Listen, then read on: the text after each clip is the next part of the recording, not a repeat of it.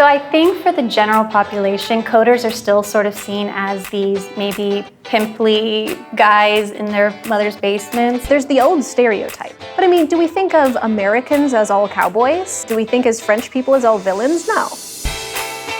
Why do girls stop doing engineering? Why do they stop doing science? Why do they stop doing maths? The message that, oh, guys are good at math, boys are good at math, girls, maybe not so much. Girl Geek dinners in London at Google headquarters in London with about 30 women.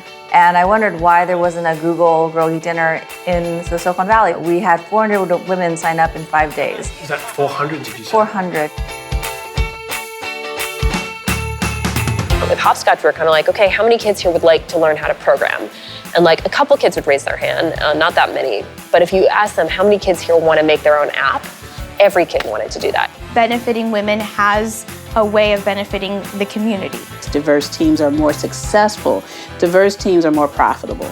They need to see that a career in computing is accessible to them. You can't be what you can't see. If you don't ever see anybody that looks like you, you just sort of automatically assume that that's not something that someone who looks like me could ever become. Go into a class and say, we're going to learn to code today. No one bats an eye. No one's like, wait a minute, is this a thing that's for boys or for girls? Kids don't say that. That's a marketing artifact. This is something that's very cool, that they should try and that they can be good at. So if a young girl was sitting with me in this room, I would tell her the same thing my dad told me when I was growing up. When boys would tell me, oh, you can't play soccer with us. This was during Desert Storm. My father's like, are there women fighting in Desert Storm? I was like, yeah. He's like, then tell those boys they can't tell you what you can do.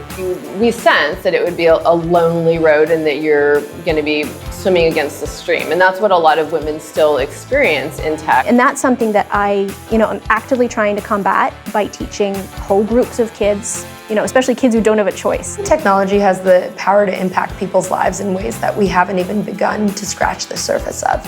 You get really excited about it because you built something yourself. When I got my first computer when I was 8 and I took it apart right away, that got my father a little upset, but I put it right back together, and it was the fastest PC Junior on the block. I just want to be an engineer for the rest of my life, I think.